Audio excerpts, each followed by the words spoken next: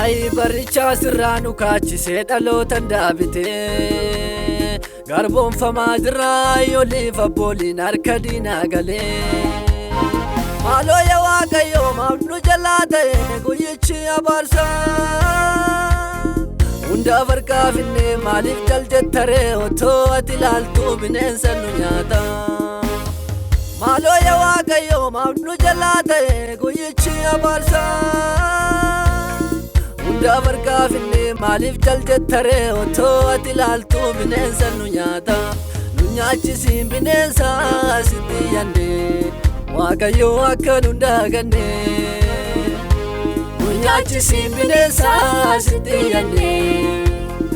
Waaqayyoo akka nu daaganne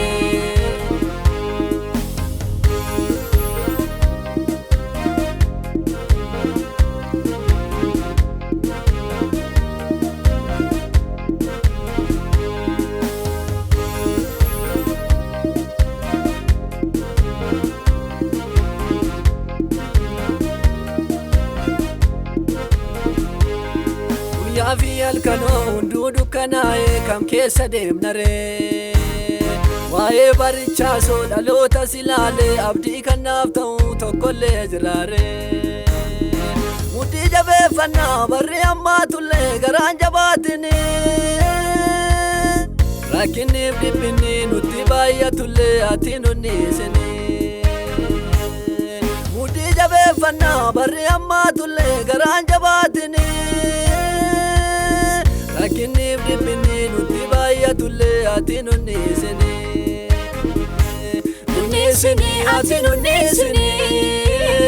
bineensaaf nu laatini nunniisini ati nunniisini bineensaaf nu laatini ay barichaa sirraanu kaachisee dhalootan daabite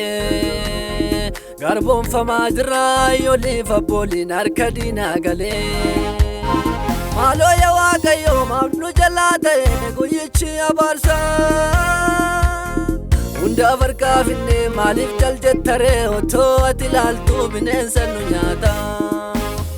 maaloo yaa Waaqayyoo maaf nu jalaa ta'e guyyichi abaarsa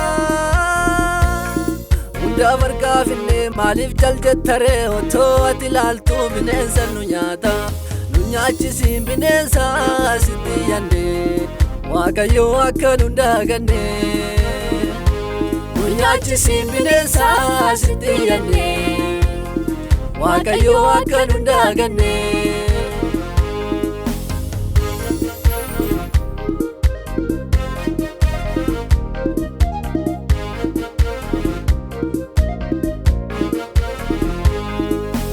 haalli kuni asiif achi ilaalee hundumtuun ulfaataa kaakunaaf kakattee biraan gahaa mooree bineensatu nyaata asitti dheeratu rakkinni giddirraan yaa Waaqa jiraata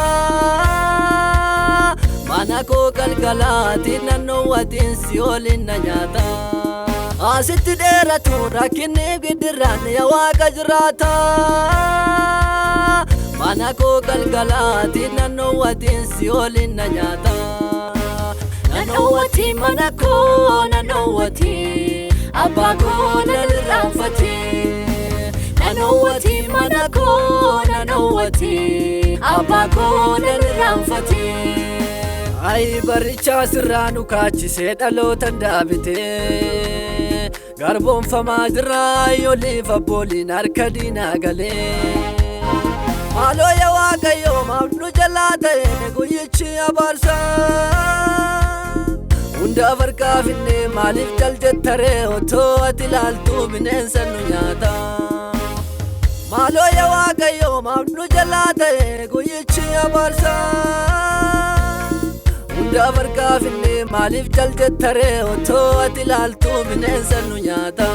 nu nyaachisiin bineensa sitti yaannee Waaqayyoo akka nu daaganne nu nyaachisiin bineensa sitti yaannee waaqayyo akka nu daaganne.